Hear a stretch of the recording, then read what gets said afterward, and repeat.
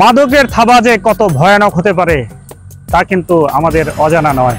একটা মানুষের অতীত আর বর্তমান কতটা পার্থক্য তৈরি করতে পারে মাদক, সেটাই আজকের পর্বে আমি আপনাদের সামনে তুলে ধরার চেষ্টা করব। আজকের পর্বে আমি আপনাদের সামনে তুলে ধরবো সাবরুল গ্রামের একজন যুবকের কথা, যে একটা সময় অনেক স্বাচ্ছন্দ্যময় জীবনযাপন করলেও বর্তমানে একদম লোয়ার ক্লাসের জীবনযাপন করছে, যার প্রধান কারণ হলো মাদক। আমার পেছনে যে বাড়িটা দেখতে পাচ্ছেন, এটাকে আমি বাড়ি বলবো না ঘর বলবো আমি জানি না। আমার পেছনে যে বাড়িটা দেখতে পাচ্ছেন, সেই বাড়িতেই সেই যুবকের বসবাস। সেই যুবক গত বেশ কিছু বছর ধরে অ্যাবনর্মাল জীবনযাপন করছেন। দেখুন, এই যে রাস্তার পাশে একটা খুপড়ি একটা ঘর করে সেখানে অবস্থান করছেন। সেই যুবকের নাম হলো শের আলী। নামে শের আলী হলেও কামে কিন্তু আসলে শের আলী বর্তমানে নেই। তার অতীত জীবনে তার নামের সাথে তার বিশেষণ করা গেলেও বর্তমানে তার নামের সাথে কিন্তু তার সেই বিশেষণ কোনোভাবেই খাপ খায় না।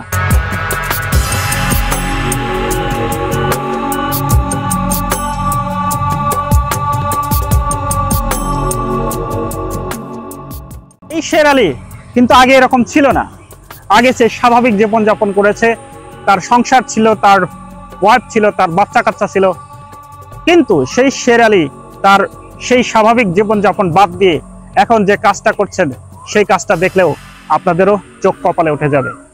হ্যাঁ, আমি যে শের আলীর কথা বলছি, সে শের আলী একটা সময় ঢাকায় রিক্সা চালাইছে, একটা সময় ঢাকায় যে বাসের যে কন্ট্রাক্টর, সেই কন্ট্রাক্টরের কাজ করেছে।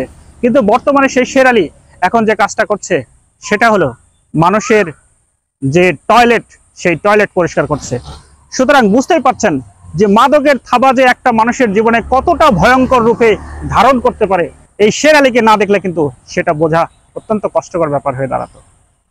তো চলুন দর্শক বন্ধুগণ, জেনে নেই যে শের আলী অতীতে কিরকম ছিল এবং বর্তমানে কিরকম জীবনযাপন করছে।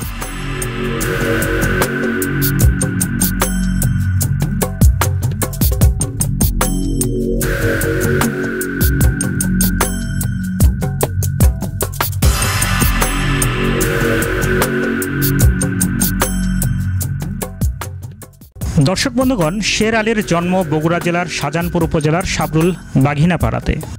শের আলীর শৈশব, কৈশোর ও যৌবনকালের অনেক সময় এই গ্রামেই অতিবাহিত হয়েছে। তাই তার সম্পর্কে জানতে আমরা চলে গেলাম তার নিজ গ্রামে।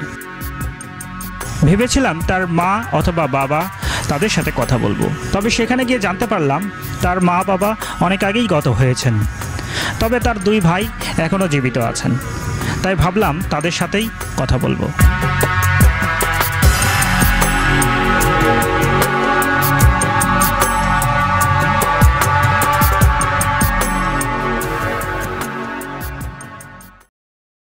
প্রিয় দর্শক বন্ধুগণ, আমরা এই সাবরুল বাঘিনাপাড়াতে আমরা অবস্থান করছি।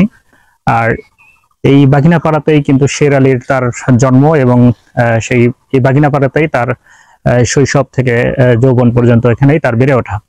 তো আমরা এই শের আলীর বাড়ির কাছাকাছি চলে এসেছি। দেখুন, আমাদের সামনে যে বাড়িটা দেখা যাচ্ছে, এই যে দেখুন, এই যে বাড়িটা আপনারা দেখতে পাচ্ছেন, এটাই হলো শের আলীর জন্মভূমি আর তার জন্মস্থান। এই বাড়িতেই সে জন্মগ্রহণ করেছে, এই বাড়িতেই তার শৈশব কেটেছে, কৈশোর কেটেছে এবং যৌবনকালের কিছু সময় সে এই বাড়িতেই পার করেছে। তো আমরা একটু বাড়ির ভেতরে যাই, ভেতরে গিয়ে দেখি যে শের আলীটা আসলে কোন ঘরে সে অবস্থান করছিল।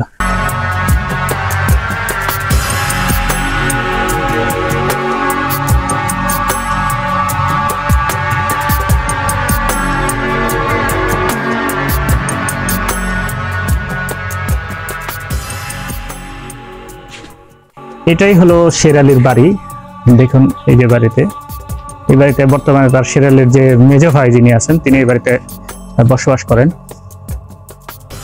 আর এই যে এখানকার যে ঘরের যে অবস্থা যেটা দেখতে পাচ্ছেন, এই জায়গাটায় আগে একটা ঘর ছিল, সেই ঘরে শের আলী বসবাস করত। আর এখানে সে বড় হয়েছে, এখান থেকে সে তার যৌবনের কিছু অংশ, এই যৌবনকালের কিছু অংশ এই জায়গাটায় সে বড় হয়েছে, এখানে তাই সে অবস্থান করেছিল। এরপরে এখান থেকে বিয়ে শাদী করার পরে সে ঢাকায় চলে যায়। ঢাকায় কন্ট্রাক্টরের কাজ করেছে এবং যেটা বলছিলাম আমি যে রিক্সাও চালাইছে কিছুদিন। তো এই যে সামনে যিনি যাকে দেখতে পাচ্ছেন এনে হলো শের আলীর একজন ভাই। আপনি তো মেজো ভাই তাই না? আপনারা তো 3 ভাই। 4 ভাই।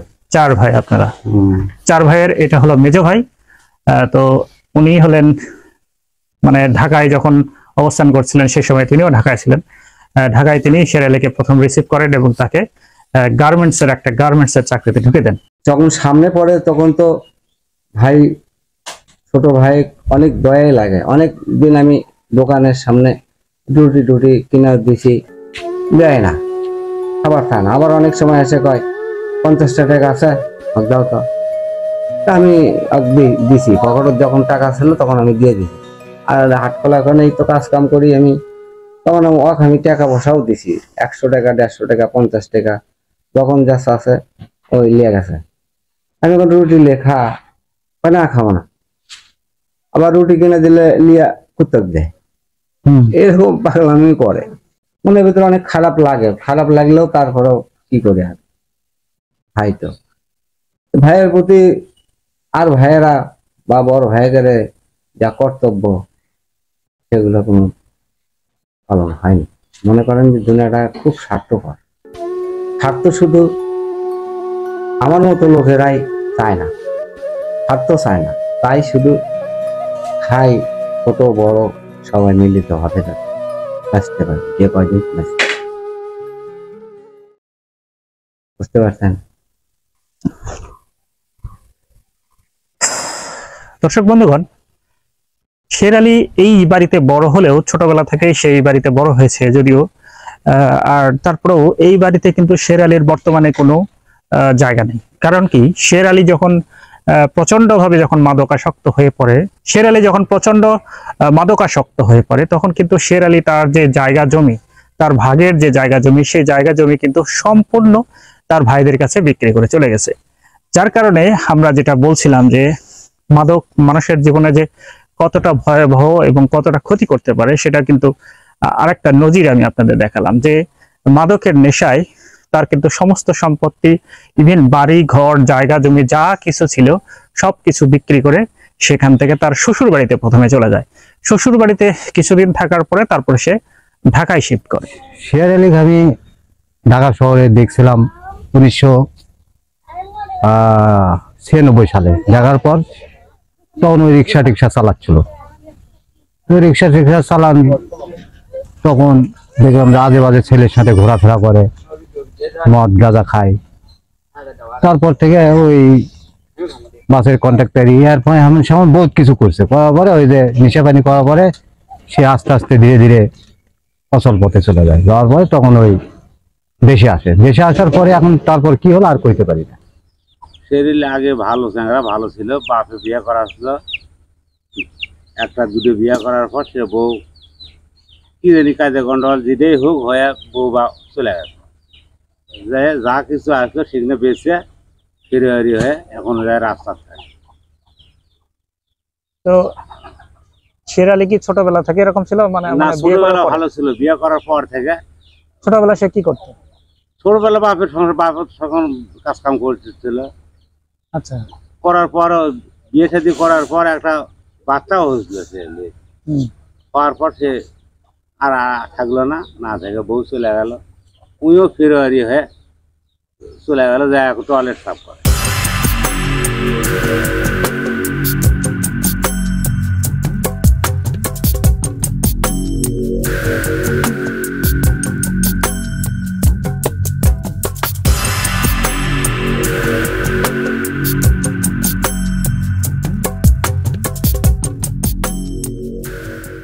কিছুদিন পরে আমার ভাই মানে একটু মতিস্থির অবস্থায় সে বাড়িতে চলে আসলো।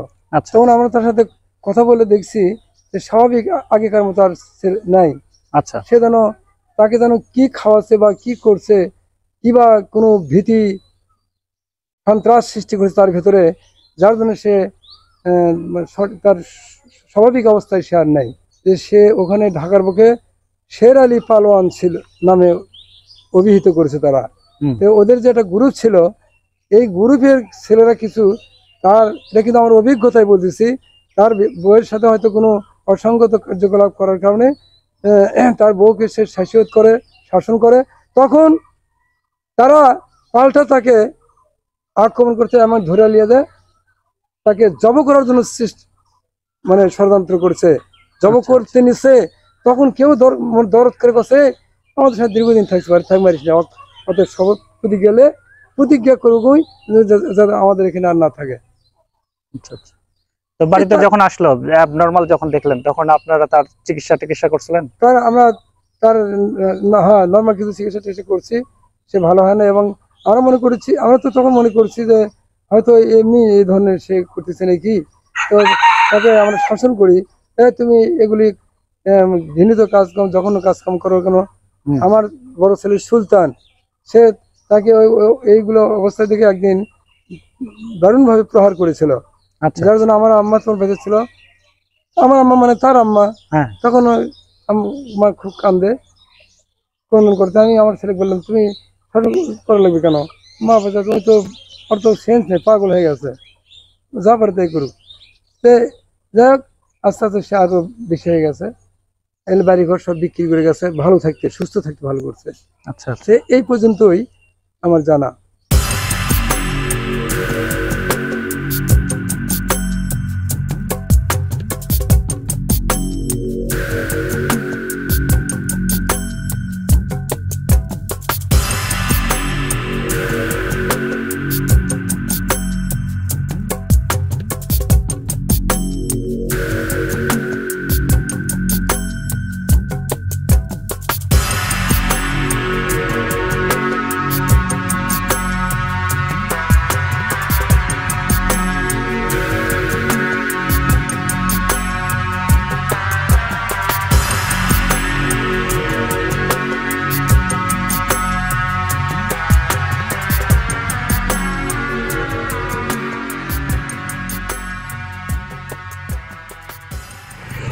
দর্শক বন্ধুগণ, আমার পিছনে যে ঘরটা দেখতে পাচ্ছেন, ঘর বলেন আর বাড়ি বলেন যেটাই বলেন, এই কিন্তু সেই বাড়ি যে বাড়িতে শের আলী থাকে। দেখুন বাড়িটার কি অবস্থায়, যে দেখুন একটা ড্রেন, এখানে কিন্তু এই সমস্ত যে পানি ওই সেই বিভিন্ন জায়গায় থেকে যে পানিটা আসে, সেই পানিটা এই ড্রেনের খালের ভিতর দিয়ে এদিক দিয়ে চলে যায়। এটা হলো ভদ্রাবতী নদীর একটা খাল, দেখুন এদিক দিয়ে চলে গেছে। আর তার পাশে দেখুন একদম মেইন রাস্তার উপরে, এটা হলো দুর্গাপুর রোডের রাইট। দেখুন একবারে রাস্তার উপরে কিন্তু এই শের আলী তার যে বাস করার জন্য সেই ঘর এখানে বানিয়েছে। আর সেই ঘরের অবস্থাটা দেখুন, ঘর একবারে আপনার হলো উপরে কিন্তু ছাউনি, প্লাস্টিকের ছাউনি দেওয়া আছে। দেখুন এগুলো প্লাস্টিক দিয়ে ছাউনি করা হয়েছে। আর ভিতরে যে খুপড়ির মতো একটা ছোট্ট একটা, মানে হলো যে পাখি যেভাবে বসবাস করে, ছোট্ট একটা ঘরের ভিতরে যেভাবে বসবাস করে, সেভাবে শের আলী এখানে কিন্তু বসবাস করে আসছে। আর এই যে রাস্তার পাশে দেখুন কতটা ভয়াবহ একটা জায়গা। এইখানে রাস্তার কিন্তু একটা বাঁক আছে, বাঁক দিয়ে কিন্তু এই পাশ থেকে ওই পাশে কিন্তু খুব একটা দেখা যায় না। এখন এর ঘরের কারণে সেই জায়গাটা কিন্তু আরো বেশি ভয়ঙ্কর হয়ে গেছে, কারণ যে কোনো মুহূর্তে কিন্তু এখানে দুর্ঘটনা ঘটে যেতে পারে। এখানে কিন্তু বিভিন্ন রকমের গাড়ি, অনেক বিজি একটা রাস্তা, এটা বিভিন্ন রকমের গাড়ি এদিক দিয়ে চলাফেরা করে। এই গাড়িগুলো কিন্তু যদি অসাবধানতা বশত যদি এই ঘরের ভেতর উপরে যদি উঠে যায়, তাহলে কিন্তু শের আলীর আর বেঁচে থাকার কোনো রাস্তা থাকবে না।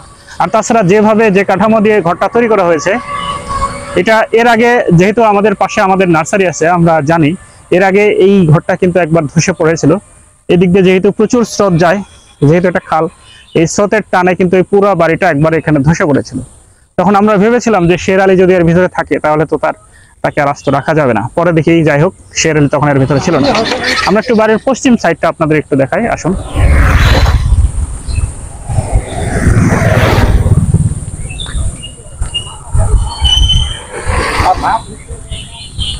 এই যে দেখুন এই পাশ থেকেও কিন্তু একটা খাল চলে গেছে। দেখুন খালটা কিন্তু সোজা গিয়ে ওর বাড়িতে গিয়ে, ওর যে বাড়ি যে ঘর যেটা করেছে সেটাতে কিন্তু হিট করছে। যখন প্রচন্ড বৃষ্টি হয়, প্রচন্ড পানি যখন এখান থেকে বেশি বেগে যখন পানি চলে যায়, তখন কিন্তু খুব অনায়াসে, খুব ইজিলি কিন্তু ওই পানির টানে কিন্তু পুরা কাঠামোটা কিন্তু ধসে পড়তে পারে। এবং সে এখানে যে বসবাস করে সে খুব ঝুঁকির মধ্যে আছে। আমরা চাচ্ছি নিখাদ এগ্রো ভিলেজের যে পরিবার, আমরাও চাচ্ছি যে সরকার তো বিভিন্নভাবে বিভিন্ন লোকজনদের বিভিন্ন জায়গায় বাড়ি ঘর করে দিচ্ছেন, সেখানে গৃহহীনদের জন্য গৃহের ব্যবস্থা করছেন। তো আমাদের শের আলীর তার নিজের জমা জমি কোনো কিছু নাই, তার যে ভাই বোনেরা যারা আছে তারা তার কাছ থেকে বিচ্ছিন্ন, সে তাদের কাছ থেকে বিচ্ছিন্ন। আমরা চাচ্ছি যে শের আলীর জন্য একটা স্থায়ী একটা কাঠামো, স্থায়ী একটা ঘর কোথাও যদি তৈরি করে দেওয়া যায়, যেখানে শের আলী স্থায়ীভাবে বসবাস করতে পারে। তো এরকম একটা আবেদন আপনাদের কাছে রেখে আজকের ভিডিওটি আমরা এখানে শেষ করছি। আপনারা সবাই ভালো থাকবেন। আল্লাহ হাফেজ।